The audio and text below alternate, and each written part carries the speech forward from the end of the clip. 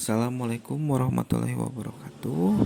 Perkenalkan, nama saya Sahrul Sari Suhur dan rekan saya Julpan Putra Wahyu Pradana. Kami merupakan peserta Latsar CPNS tahun 2021 di PPSDM Regional Bandung Angkatan 4. Pada kali ini, izinkan kami untuk mempersembahkan video kampanye anti korupsi. Apa yang Anda pikirkan tentang ini? Ya, ini merupakan pejabat pemerintahan yang tersandung kasus korupsi. Apa itu korupsi? Korupsi adalah kerusakan atau kebobrokan, suap menyuap, atau tindakan yang tidak baik, yang tidak bermoral, serta melanggar norma. Kemudian, faktor-faktor penyebab korupsi. Secara sederhana, penyebab korupsi ada dua faktor, yaitu satu faktor internal, dua faktor eksternal. Faktor internal merupakan faktor yang berasal dari dalam diri kita dan yang paling utama adalah lemahnya iman kita. Kemudian yang kedua adalah faktor eksternal. Faktor eksternal adalah faktor yang berasal dari luar. Biasanya faktor ini dari lingkungan yang sangat mempengaruhi. Jenis-jenis tindak pidana korupsi. Korupsi dirumuskan dalam 30 jenis tindak pidana korupsi, namun dikelompokkan menjadi 7 besar. Yang pertama adalah kerugian keuangan negara, ini berkaitan dengan penyalahgunaan wewenang.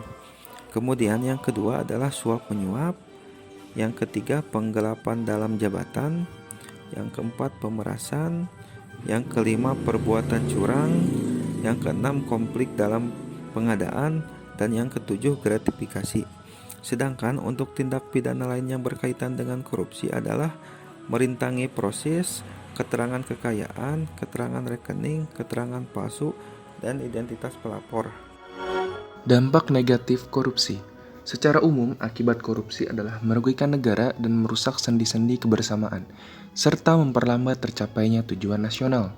Di antaranya, tata ekonomi, tata sosial budaya, tata politik, dan tata administrasi.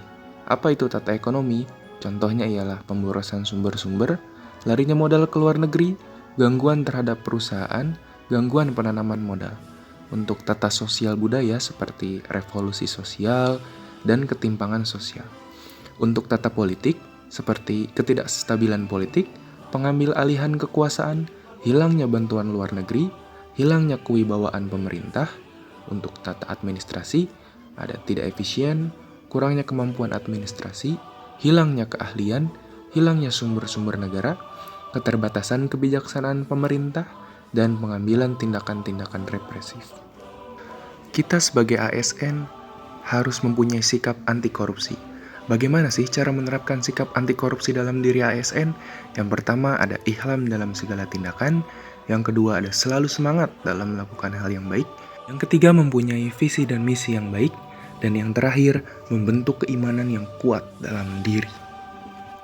Setiap ASN harus mengingat ini, karena korupsi adalah candu yang bisa menyebar sangat cepat. Yang pertama adalah korupsi itu penyakit yang bisa menular ke siapa saja dan menjalar cepat ke arah mana yang dia mau. Yang kedua, korupsi itu candu yang membuat ketagihan pelakunya. Dan yang ketiga, korupsi itu menyengsarakan rakyat dan jalan pintas menuju neraka. Terima kasih telah menyaksikan presentasi kami yang berjudul anti korupsi. Kurang lebihnya mohon maaf bila ada tutur kata yang kurang berkenan. Sebelum ditutup, kami ada pantun untuk kalian. Jalan-jalan ke kota Bekasi, singgah sebentar ke warung nasi. Hari gini masih korupsi, malulah sama anak istri. Assalamualaikum warahmatullahi wabarakatuh.